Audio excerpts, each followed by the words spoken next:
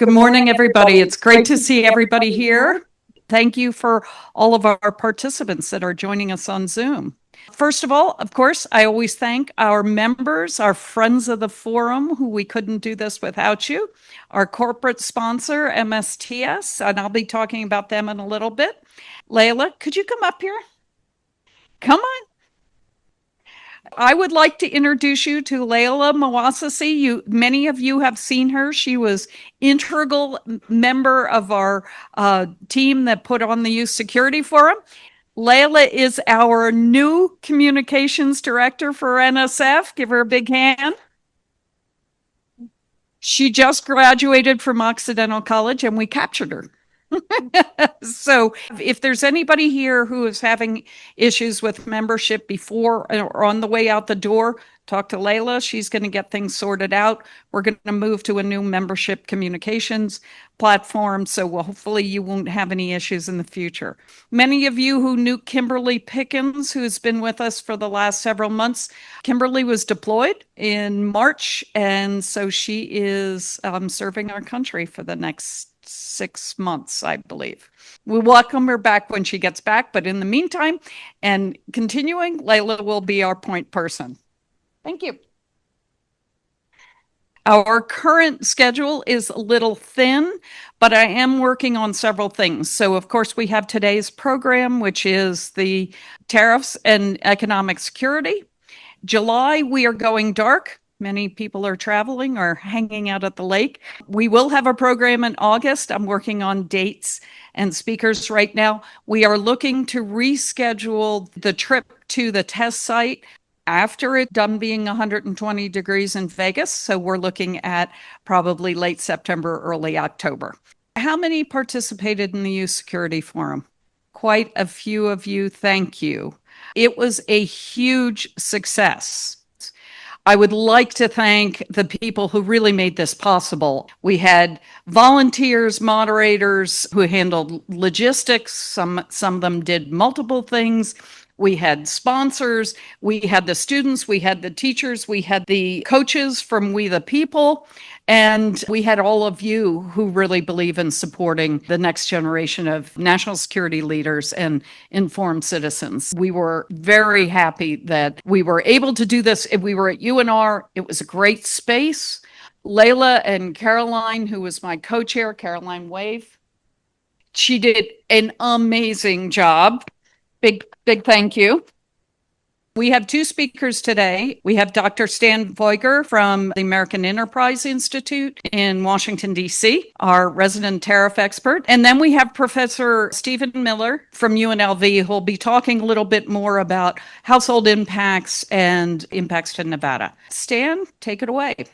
Maureen, thank you so much. So I'm going to talk about trade policy, which until not that long ago was a relatively obscure area of public policy that not that many people were very interested in. That has definitely changed in recent years. I want to talk a bit about how things have changed over the past decade. Then I want to make clear where we stand now. What is trade policy currently? What are the negotiations that are going on? What are the objectives? What has motivated the tariffs? And then I'll just talk a little bit about how we economists think about the consequences of tariffs, which, of course, touches on some aspects of national security, but there's a lot of traditional economic thinking involved as well.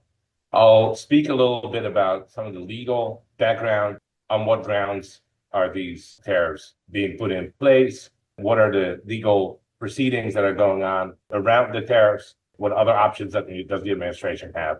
Then finally, I'll have a look at a few policy alternatives that can carry out some of the roles that the government appears to be using the tariffs for.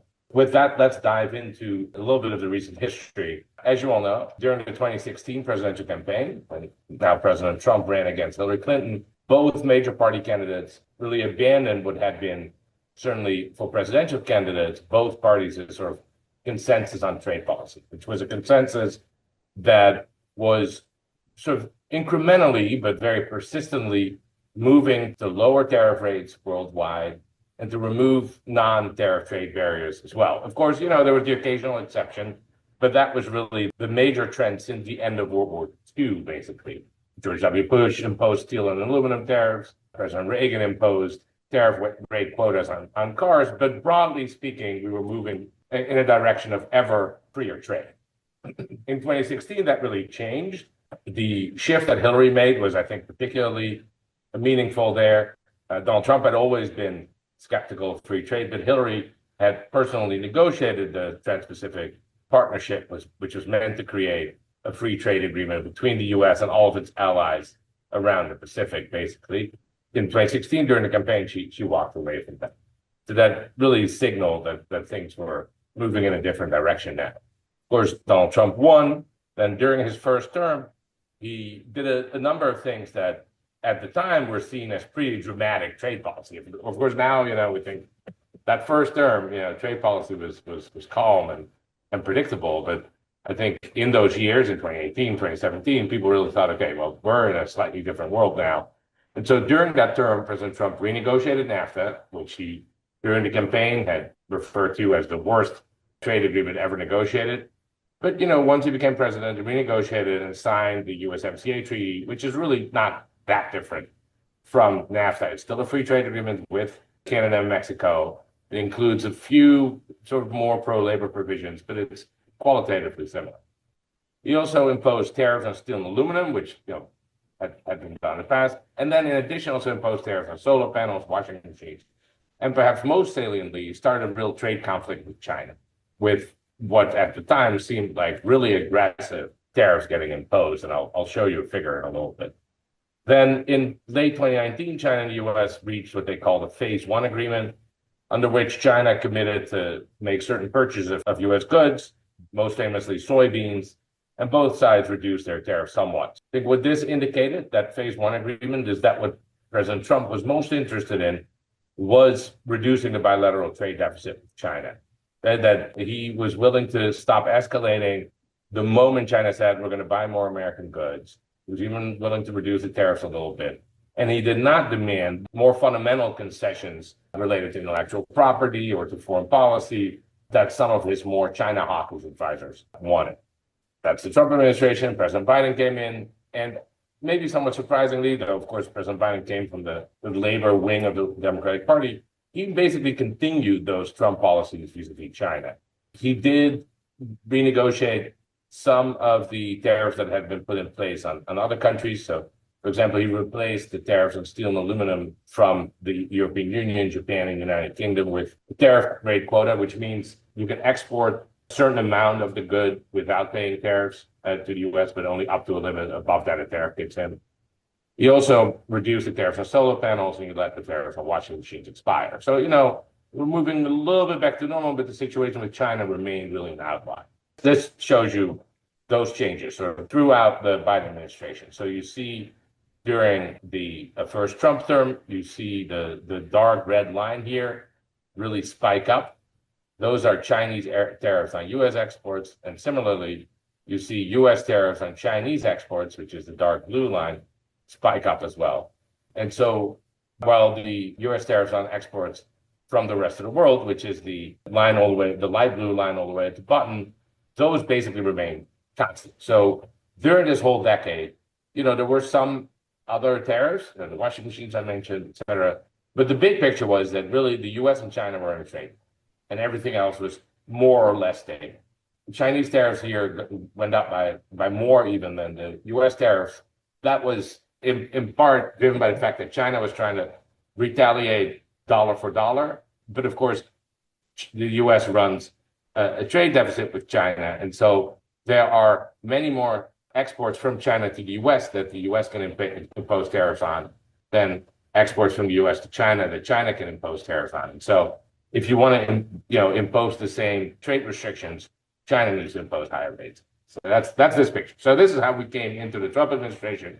Tariffs on imports from China that were much higher than before the first Trump administration. And, basically the status quo from before 2016 in terms of our trading relationships with the rest of the world. No further trade liberalization, but also not much of an increase in tariffs, right? We went from 2.2% in 2018 to 3% in 2021. Then the second Trump administration starts, and here's where the situation really starts to change quite dramatically, and in a way that I think a lot of observers did not expect. I think most analysts on Wall Street expected the second Trump administration to look a little bit like the first one, right? So they would have expected the second Trump administration to basically show trends like the ones I just showed, basically flat with the rest of the world, and maybe further increases on tariffs with China. As you all know, that has not been the case at all, right? I've listed on this slide and the next one a bunch of the changes that have been made, and I mostly just want to highlight how large some of these numbers are, 25%, 10% on all imports from countries, and how frequent the changes have been. Look, here, 25% tariffs on Canada and Mexico announced on Inauguration Day, supposed to start 2 weeks later. Then they were paused until March, and then they were partially paused again on March 6th. But they are, to a significant extent in place now after all that back and forth. Of course, that's remarkable because the free trade agreement that was in place with Canada and Mexico, that remains in place in theory with Canada and Mexico, is one that President Trump himself negotiated and signed during his first term, right? So there's a real shift here in the policy approach. There's a kerfuffle with Colombia that some of you may remember early on in the administration. But then in early February, the tariffs on China really started to escalate. So first we got a 10% tariff in early February, then we got another 10% tariff that kicked in early March. There's a couple of additional tariffs that were announced in March. But so here you see the rates on China really going up. Because remember, all of those tariffs that we saw earlier from the first Trump administration survived the Biden administration. And so we were already at about 20%. So you add 20% on top, you're getting to 40, 45. Then I think maybe the most disruptive day of them all, even though I think the initial announcement of the tariffs on Canada and Mexico came as a surprise to a lot of people, certainly, of course, completely changed the course of Canadian politics. I think a lot of people on Wall Street were a little unnerved by that, but nothing as unnerving as the announcements that came on April 2nd, which is when the Trump administration rolled out its so-called reciprocal tariffs, which meant that they were going to impose a minimum 10% tariff on every country in the world, and then much higher ones on countries that the U.S. runs large trade deficits with, up to as much as 50% on some countries. This included tariffs on China as well, and so that number, the tariffs on imports from China, continued to escalate. These tariffs were announced on April 2nd. They were supposed to kick in on April 9th, and the market response was such, both, I think, equity markets, but in particular bond market response, was such that those tariffs only didn't even survive for 14 hours. Now, I thought this was a pretty remarkable moment, because in a way, this is really the signature economic policy of the administration. They didn't stand by it even for a full day. They stood by it for 14 hours, 8 of which most people here in DC were asleep. So that happened, all those reciprocal tariffs, so that means everything above the 10% was suspended except for in China. Now, China responded by retaliating, and then in response to that retaliation, an additional increase in tariffs on imports from China was announced. That brought us up to what some people thought was 125%, turned out to be 145% on April. Very rapidly, a bunch of electronics were exempted from those tariffs. We can talk about how that happened. The process there is not a traditional process of a company goes to the Department of Commerce and files an application for some exemption. It's really, CEOs call the president and he says, here, take that list that Dell is sending us of the HTS codes and exempt those products. A bunch of electronics were exempted. Now we're getting closer to today. The U.S. has, at least in theory, been negotiating with all these countries that we have imposed and suspended reciprocal tariffs on. There was recently a deal with the UK that I think in the eyes of most observers was pretty marginal. It reduced tariffs on a few products, but kept the 10% tariff in place. And then maybe more meaningfully, there have been negotiations with China. About a month ago, the US and China negotiated in Geneva. After that, the total tariff in China was lowered to 30%. Then immediately after that, the US imposed a number of new export controls for the semiconductor design products and a number of announced visa restrictions on Chinese students. China retaliated in response to that and, looked like we were going off the cliff again. But eventually, China and the US actually came to an agreement to continue that Geneva framework, to suspend the astronomical tariffs that we had for a while for now and to keep talking. I don't think it's very clear what the eventual outcome is going to be there. We've seen so many changes in the last few months that I think it would be an illusion for other countries to think that they can strike a permanent trade deal with the US, but we'll see how it goes. Quite recently, the president visited a steel plant that announced that tariffs on steel were doubled to 50%. As a giveaway to accompany that trip. This is the extended version of the slide that I showed earlier. where, remember how during Trump's first term, that's the period until 2021 here, we thought that we were really seeing an escalation. It's nothing compared to what we've seen more recently, right? I think this shows how extreme some of the recent developments have been, both with respect to China, where we went up all the way to almost 150%, and now we're back down at a little bit over 30.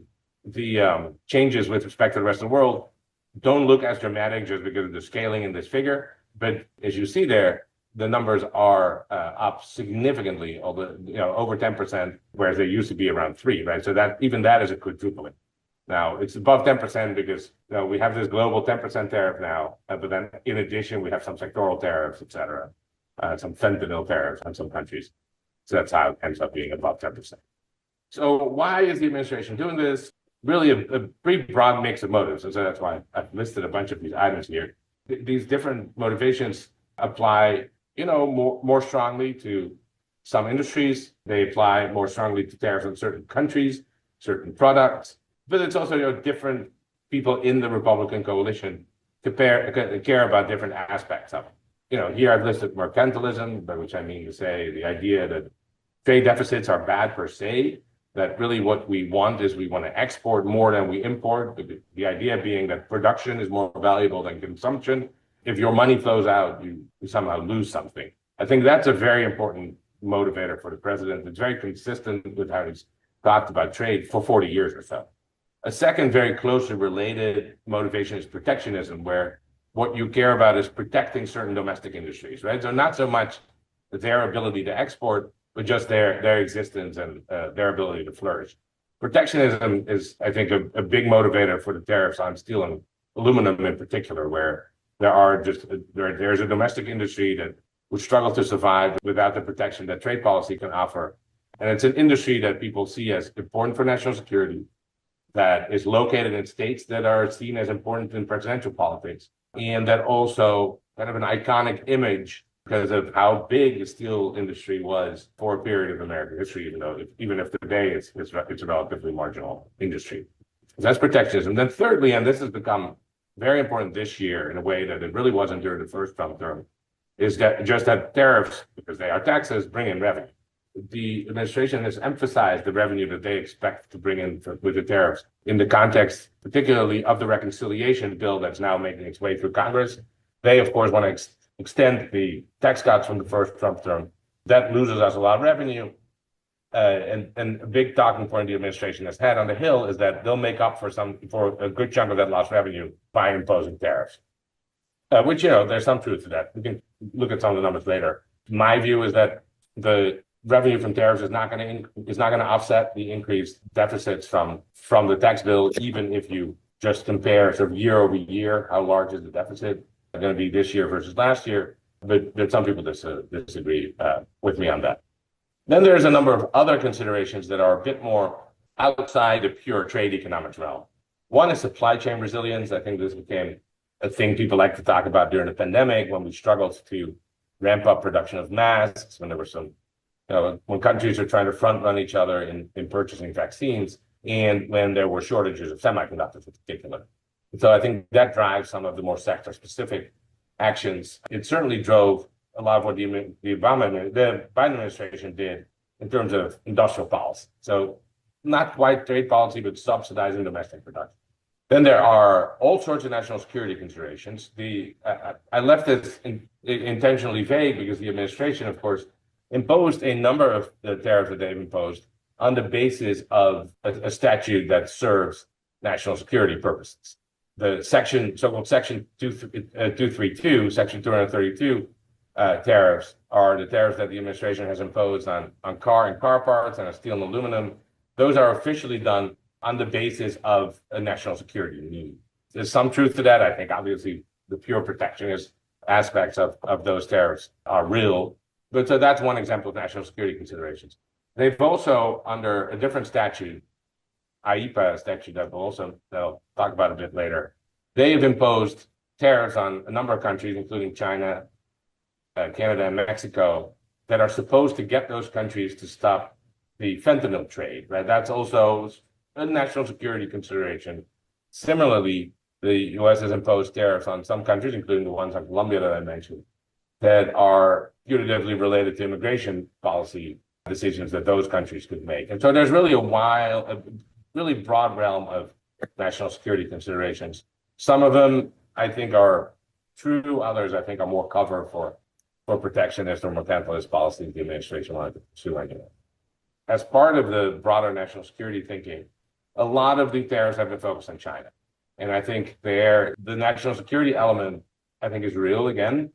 But it is just also the case that even before China became, a geopolitical opponent, a lot of the people who are now advocating for these tariffs on China were already advocating for tariffs on China on more traditional mercantilist and protectionist grounds. Perhaps the best example is Peter Navarro, who, of course, is the president's main trade policy advisor, who has long been an opponent of free trade with China, even setting aside the national security considerations. And so, well, I think it's true that there are some issues, certainly some export controls that are related to national security concerns over China. I think it's important to keep in mind that China is also a traditional target for people who are just trade skeptics. And then finally, leverage in other policy areas. There's just all sorts of considerations that this administration has brought into trade policy that were traditionally not there.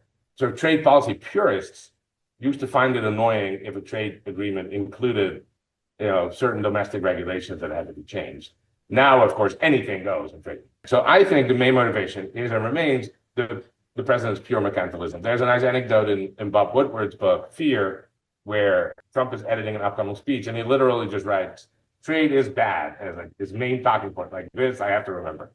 So I think that ultimately drives a lot of the decision making here. What mercantilists believe is that it's important for goods exports in particular. They don't care about services exports for some reason. Goods exports to exceed goods imports. That is, they want the trade balance to be positive. Now, I'm going to talk about this a little bit longer. I feel like it's my responsibility as the economist here. But what the trade balance tells you is only how many goods are coming in, how many goods are going out. There's, of course, a number of other interactions that countries have in the economic realm. And what I will try to convince you of is that those other dimensions of international relations are very directly related to the trade balance, but in a way that doesn't make it so clear whether we want the trade balance to be large or small, positive or negative. So let's first do some definitional work. The trade balance, you can combine it with earnings from investments and transfers. Transfers are usually foreign aid and remittances to form what we call the current account. Right? So those are basically the immediate flows between countries. Right? You export something, you send money abroad, you send cash to a relative abroad, that cash arrives there. That's the current account. Then separately, there's the capital account, which is not for immediate transactions, but is for investments abroad. And so the capital account measures all trade in assets. So if I buy a house in Colombia or if I buy stock in a Dutch company, that goes up in the capital account. The capital account and the current account together form the so-called balance of payments, which records all the transactions between residents, and the balance of payment always balanced, because every transaction appears as both a credit and a debit in the balance of payments.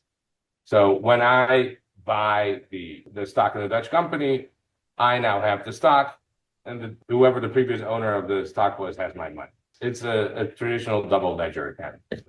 What that implies is that if the trade balance improves, as the protectionists like to call it, so if our trade surplus grows or our trade deficit shrinks, means that one of the other components has to deteriorate. Now, by far the two biggest components here are the trade balance and the capital account, so foreign direct investment and portfolio investment. So what that means is that when our trade balance improves, our capital account has to get worse. And so if you export more, that means that has to be offset by a reduction in foreign direct investment. But it makes sense when you think about it in a very mechanical way. If I am selling more to foreigners, they're sending me their cash. And so that means that they cannot use that cash to buy US assets. That's the basic logic. In other words, the difference between exports and imports is going to be the same as the difference between domestic savings and investments. And so what does that mean? That if I export more, I have to finance more of my own domestic investment. Politicians find it impossible to see the link between these two things. And you will extremely often, even from people at, say, the office of the US Trade Representative, you will hear them say that what they want is they want a smaller trade deficit and more incoming foreign direct investment. That is impossible. As a result, because that is impossible, economists are typically agnostic as to whether it's better to have a trade surplus or a capital surplus, because these things are so intrinsically related. You cannot push in one direction without having some downside in the other direction. What the largest batch of tariffs did, the so-called reciprocal tariffs, as I mentioned, right, the Liberation Day ones, they were designed to reduce not just the trade balance in aggregate, but the bilateral trade balance. So the trade deficit or surplus with any given country. And, of course, there's all sorts of reasons why we have a bilateral trade deficit with the country. And it's really not just trade policy and international capital flows. It's also, what are some countries good at? What are other countries good at? For example, the Netherlands and Germany have the exact same trade policy, by definition, because they're both in the European Union. And yet, the US has a large trade deficit with Germany, where, because we import cars and machine tools and all that stuff. But at the same time, it has a large trade surplus with the Netherlands, in large part because the Netherlands is home to the largest port in Europe. And, those countries, exact same trade policy, yet we have a deficit with one, a surplus with the other one. It really shows you that even if you think there's a reason to worry about having a large aggregate trade deficit, there's no reason to worry about having large bilateral trade deficits. And yet, the reciprocal tariffs were focused purely on that. The most intuitive way to show how silly, in a way, it is to focus on bilateral trade deficits is to look at what happened during the first Trump term. Here, these numbers may be small, but basically what it shows you is our bilateral trade deficit with China went down by a lot because we were imposing tariffs on China. But then in response, our bilateral trade deficits with a bunch of other countries just went up because, we're still making the same saving and investment decisions at home. Our aggregate trade deficit is set by that. And as a result, if we shrink the bilateral trade deficit with one country, other countries have to see it. Now, what the administration did when they set the reciprocal tariffs, and I put this up just so you guys can see it, they use this formula that literally just says exports minus imports is the trade deficit. We're going to divide that by a formula, epsilon times phi times m, which is imports, and that's going to determine the tariff. So all that's in here is exports and imports, and then those two parameters, epsilon and phi. Well, they said epsilon is equal to 4, and phi is equal to 0.25. So you multiply those out, you get 1. And so really what they said is, we're going to set these changes in tariffs equal to the trade deficit divided by total trade from a given country. That's the only target that's in there. And right, so all the other motivations, out of the window, nothing about national security, nothing about protecting certain industries. It's just about the bilateral trade deficit. To add to that, they also made a mistake in implementing the formula. We can talk about that. They picked the wrong parameter for that phi. So even if you think this is a good approach, they implemented it. So what are the consequences of all these tariffs? And here again, it's a long list because I just want to make sure you understand how broad the implications are of tariffs. One, there's the obvious one. There's block gains from trade. I cannot buy my son the nice little cheap toys that he likes because they all come from China. Two, for firms, right? That's for households. For firms, there's reduced access to intermediate inputs. This is really important, and people underestimate this. About half of everything we import is capital goods or industrial supplies and materials. And so half of what we import, it's not households trying to buy cheap toys. It's companies relying on inputs to produce our own. Then thirdly, we've seen so many changes that I think there's been immense uncertainty for businesses, for households. No one knows when to invest, whether to do it, what to buy. Fourth, some countries have retaliated, right? So that it makes the trade climate even worse because now there's tariffs on both sides. The exchange rate usually appreciates when you impose tariffs because people need to buy more of your currency. Instead, what we've seen is very concerning. We've actually seen the exchange rate depreciate. So that means that people are losing faith in the dollar, which I don't. There's probably some loss in innovation because companies don't compete as fervently anymore. The incidence of tariffs is very much lies on working class families because they spend much more of their money on goods than richer households do. The revenue implications we discussed briefly, the financial market implications have been quite negative in the sense that the dollar has really gone down since especially early April. And then finally, we talked about some of national security. And the national security implication, of course, so far I've mostly focused on the positive ones. There are very negative ones too. Right? We've managed to disrupt our diplomatic relationship with Canada, which is really incredible. All right. So here, this is the traditional gains from trade graph where you see that you can bring in some tax revenue, but the total loss to society is always going to be greater than that tax revenue, just because people can't carry out these mutual beneficial trades. Here's a revenue estimate, about $2 trillion. This is a pretty typical estimate. There's more of them out there, but Here, it says the tariffs over the next 10 years are going to bring in $2 trillion in tax revenue. They're going to raise prices by about 1.5%. They're going to make the average American household worse off by about $2,500 a year in disposable income. Some legal authorities that they rested on, I mentioned a couple of them already. 4 types of tariffs the administration uses. One is Section 201. That's when they're worried that an industry is going to go under. It's pure protectionism, sort of. Section 232, when they say we need to produce more of this stuff at home, otherwise our national security is in jeopardy. Section 301, we're responding to unfair trade practices. That's what the administration used almost consistently in the first term, which affected China, but no longer. And then there's the IEEPA statute, that's the International Economic Emergency Act, which says these imports are an unusual and extraordinary threat, so we're going to impose tariffs. That's what the administration has used more than anything else. And that's what the lawsuits are about that you have undoubtedly read about in the news. So what happened, these IEEPA tariffs are particularly controversial for a number of reasons. One, the tariff doesn't, the statute doesn't actually mention tariffs. And so there's one case in the U.S. District Court for D.C. where it was held that the tariffs are unlawful. One of the arguments was there's no mention of tariff in this statute. Surely it cannot justify these dramatic measures. Then separately in the Court of International Trade, a set of other arguments. One, Congress cannot delegate its authority to the executive branch. Two, even if it could, it would have to be more precise about the authority it's delegating. And three, there's not actually an extraordinary and unusual threat. And so the Court of International Trade said these they're unlawful.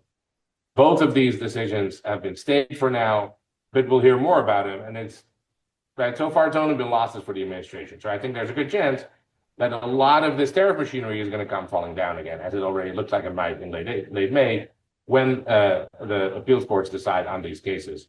The Federal Circuit Court, which is where the Court of International Trade cases get appealed, will have its first hearing on July 31st.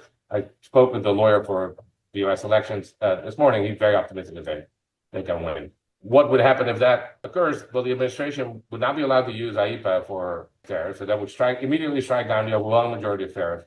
There's some backup authorities they have, but they're not as strong and not as unlimited. So instead, let's go to the final slide. They could focus on some alternative policies. For revenue, you could think about consumption taxes, right? You could have a nationwide sales tax or VAT. I'm not saying they'll do it, but you could. If your goal is a protectionist one, you could have production subsidies. If your concerns are national security oriented, you can use export restrictions, as we've done with semiconductors, in some other industries. And finally, as the administration has occasionally hinted at, if you want to force foreigners to invest here, which of course means that money flows in and we'll use that to import more, but if you want to force money to come in, you could use capital controls. I think these are not all wise policies, but these are some of the alternatives that I think are under consideration. The capital controls are particularly sensitive, I think, because they would scare off international investors, but at the same time, if you impose them, they strengthen the dollar because it becomes impossible to sell your dollar assets as easily. So those are sort of the alternatives I see. Excellent. Thank you, Stan. That was really informative. A long walk through an area most of us don't know that much about, and we really appreciate your insight on that. Stephen, you are up next. What does all of this mean in terms of households in Nevada? Take it away, Stephen. Thanks. Good morning to everyone.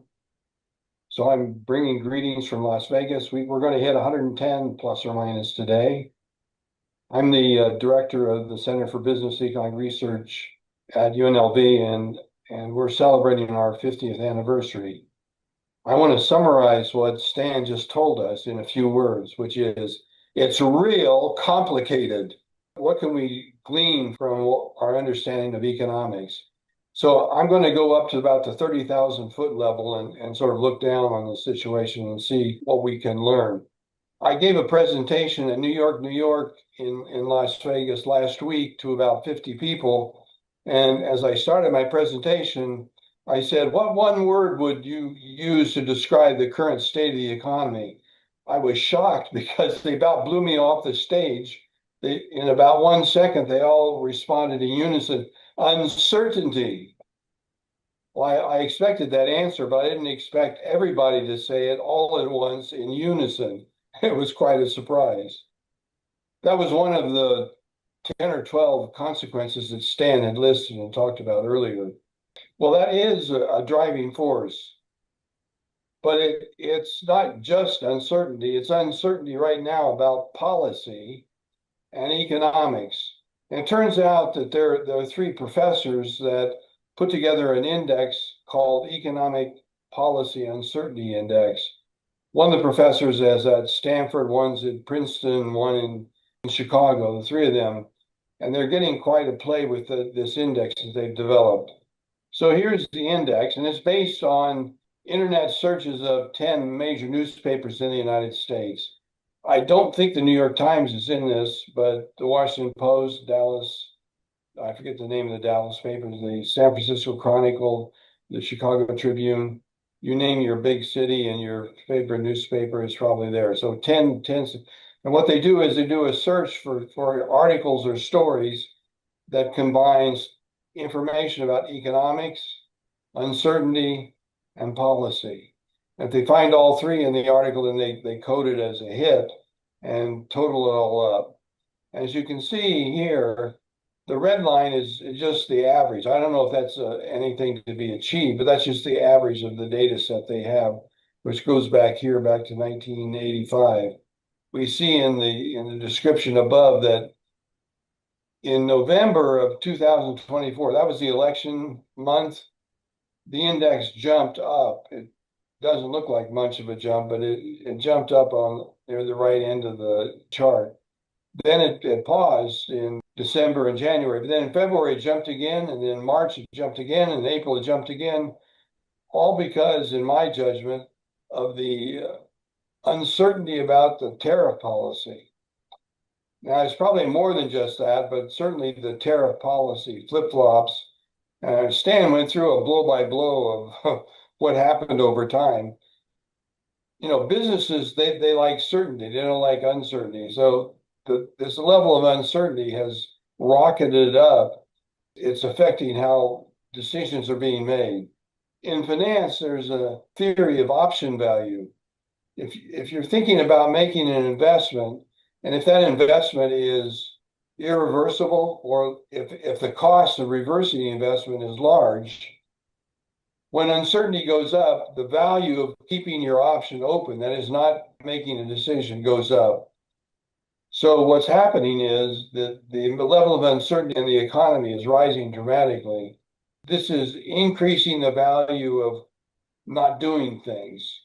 So, for example, a business who's thinking about expanding the plant or building a new plant may decide to just wait, not do it now, wait, see what happens in the data, and maybe in some future point they'll act on their option, but at the moment they'll not exercise their option.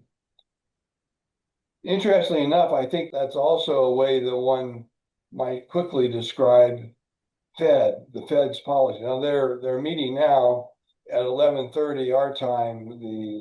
The chair will have his press briefing. My prediction is, and it's not difficult to predict, that the interest rates are not going to change. That is, the Fed is in the position of not knowing what's going to happen. There's so much uncertainty in the economy that I think they're going to keep their powder dry and they're not going to change interest rates. They'll say we're waiting on more information. So they're keeping their options open about what to do on interest rates. I just wanted to point out this is a great slide because we can look at some things. That looks like about 9/11, and this looks like the financial crisis. That looks like COVID. The gray bars are recession periods. Right. So that just gives you an idea of how much more uncertainty we're in now than periods we thought were pretty uncertain. So the unanswered question, Maureen, is where's the recession right now? Yeah. Looks like it may. And the Interesting. recession probabilities have been going up. Yep. Macroeconomic policy, you have two types of policy, fiscal policy and monetary policy. The tariffs are on the fiscal side.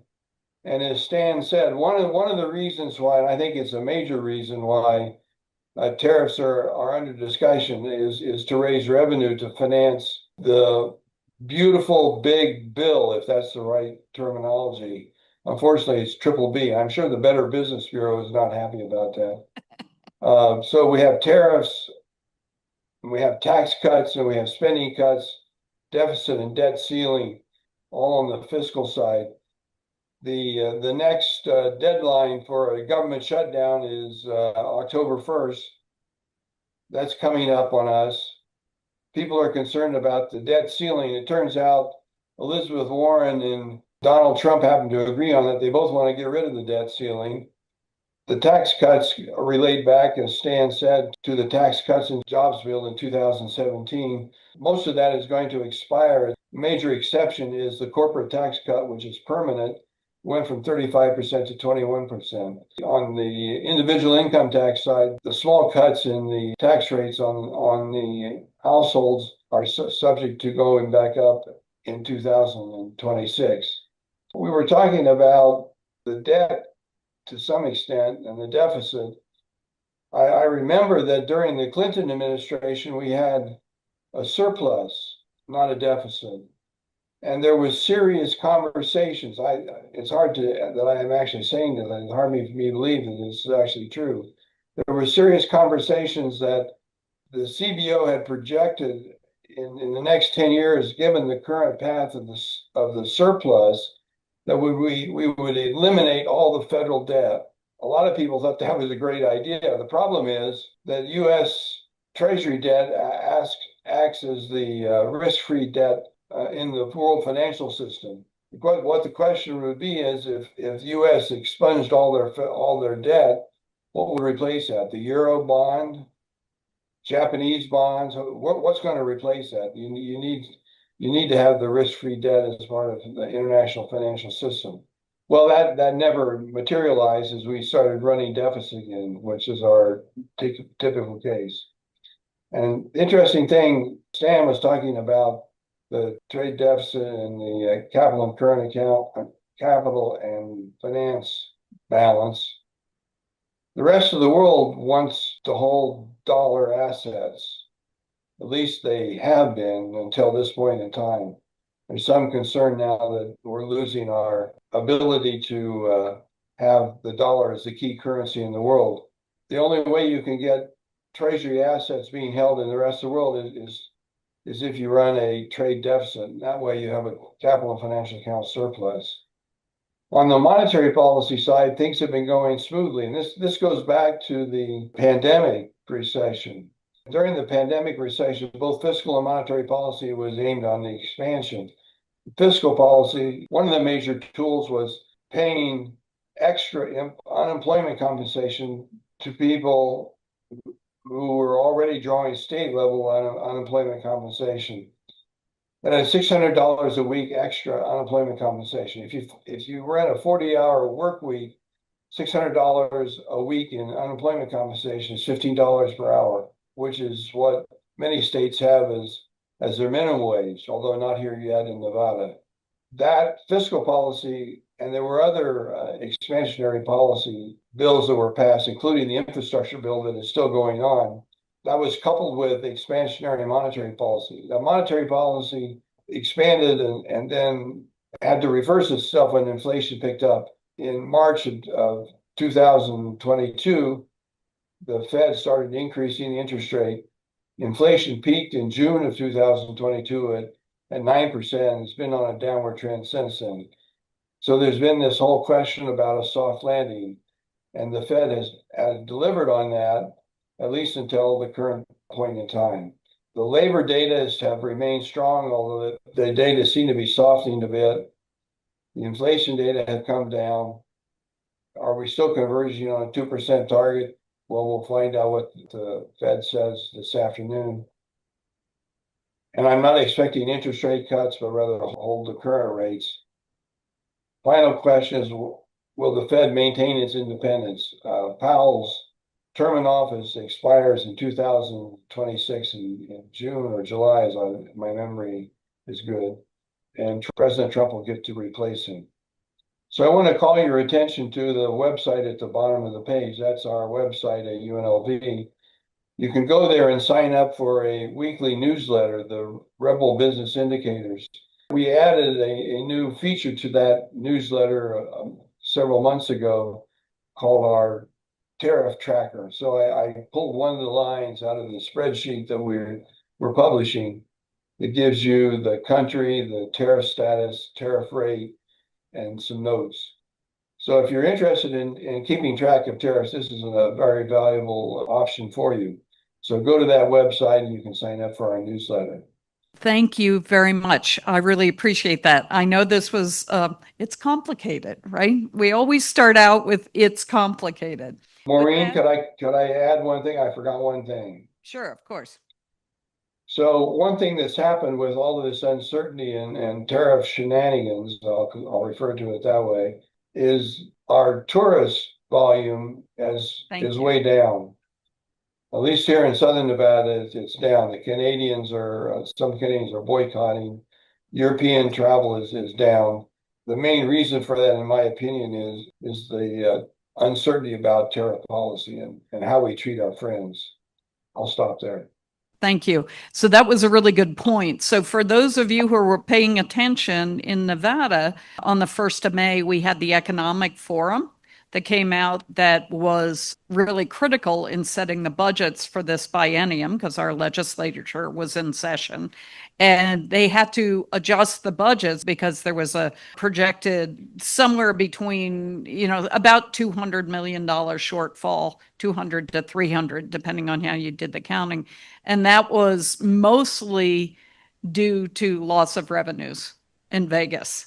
And I have heard reported that there's a noticeable decline in tourists. 30% of our tourists come from Canada. It's more than just the tourists. It's the data, the taxable sales, gaming revenue, hotel occupancy, all the data that we track that relate to tourism here in Southern Nevada has been on a downward trend since the Super Bowl. Super Bowl seemed to have been the peak. It was a blowout weekend, but since then there's been not a huge trend, but a slight downward trend in most of the series. Stan, I'm going to ask you to clarify, because in the national security world, we hear a lot about sanctions. Can you just give a short description of the difference between a sanction and a tariff? Usually, a sanction, whether it's targeted at an industry or at a person or at a country, makes it illegal to carry out a transaction. For example, you are not allowed to buy certain exports from Russia, or you're not allowed to provide banking services to a certain oligarch or dictator, right? It makes the transaction illegal. A tariff just makes the transaction more expensive because you have to pay a tax when you carry out the transaction, but the transaction remains legal. Now, there are some trade policy instruments that are much closer to sanctions than a tariff. For example, we have a number of export controls in place, which mean you're not allowed to export, for example, certain high-end semiconductors to China. That's basically the same thing as a sanction. We just don't call it a sanction because it comes from the trade world. Thank you. I'm going to bounce this out to Stan, but Stephen, feel free to kick in. Stan, you very clearly pointed out this bilateral tariff issues. But as we know, many of the organizations that are impacting us, like the drug cartels and the fentanyl trade and all of that, are not nation states. So do these tariffs permeate down and have an impact on those non-state actors in countries where there was imposed a bilateral tariff? I would say two things. Most specifically, I'd say this is about Mexico.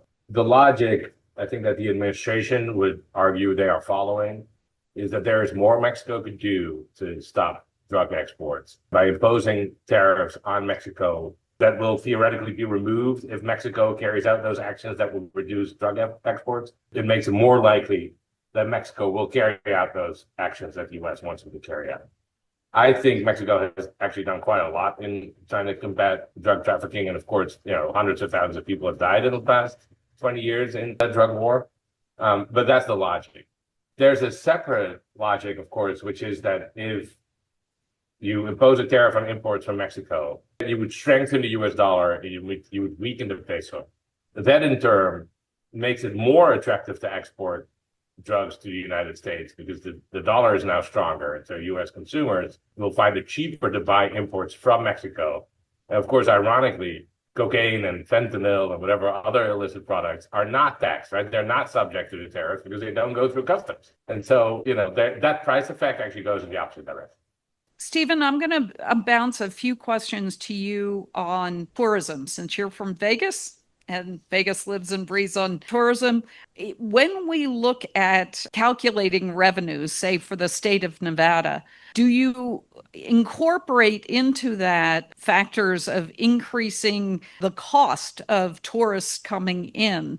And how does that balance with them no longer wanting to come here? How do we incorporate the cost for tourism to be visiting into revenue projections for the state? The Las Vegas Convention and Visitors Authority, they run a survey every year where they survey visitors randomly and ask about their spending, what they're spending on shopping, restaurants, hotel, gaming, all the various aspects of their visit to Las Vegas. And from that data, you can calculate, if you know how many visitors didn't come, you can calculate an estimate based on that survey data. That's one approach. We also have a model, it's called the REMI model, Regional Economic Models, Inc., which is an input-output model that we employ. I think UNR has the same model. And you can plug in changes in visitor volume and run the model and have it spit out answers.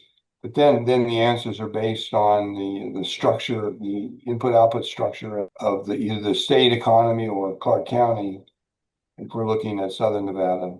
CBER has not been asked to provide information for that whole process.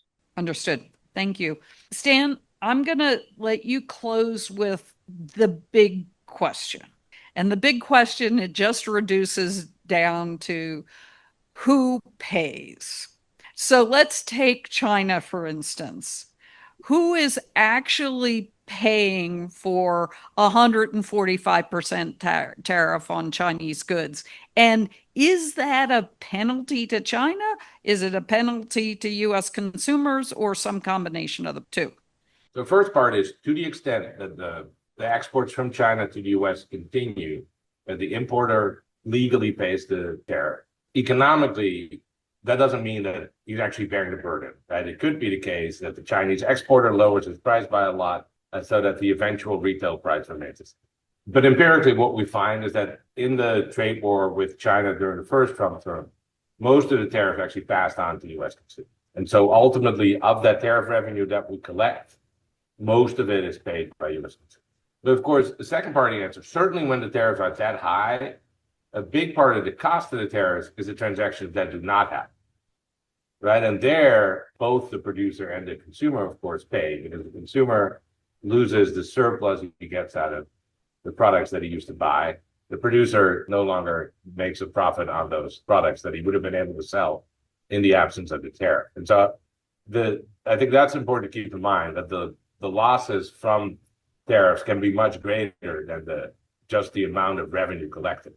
Thank you.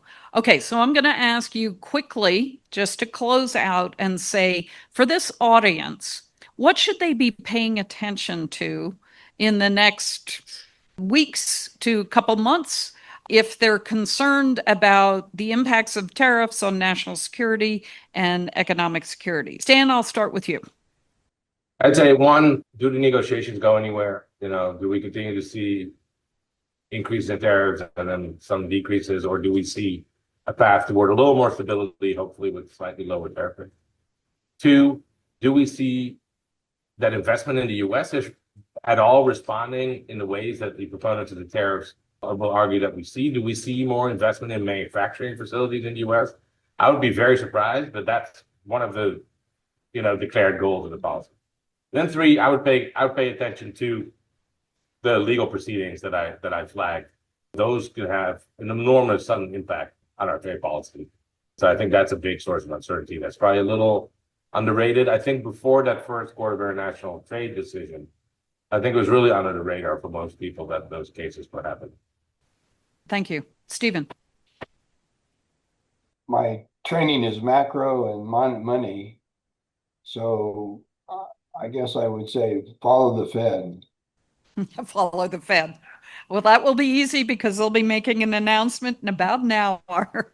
So, with that, thank you both very much for your very insightful view on the situation of tariffs. And I wish you well as we try and understand national security issues that are going on and swirling around about us right now. So thank you very much. We really appreciate your presentation. Thank you. Everyone else. Excellent. Thank you. Take care.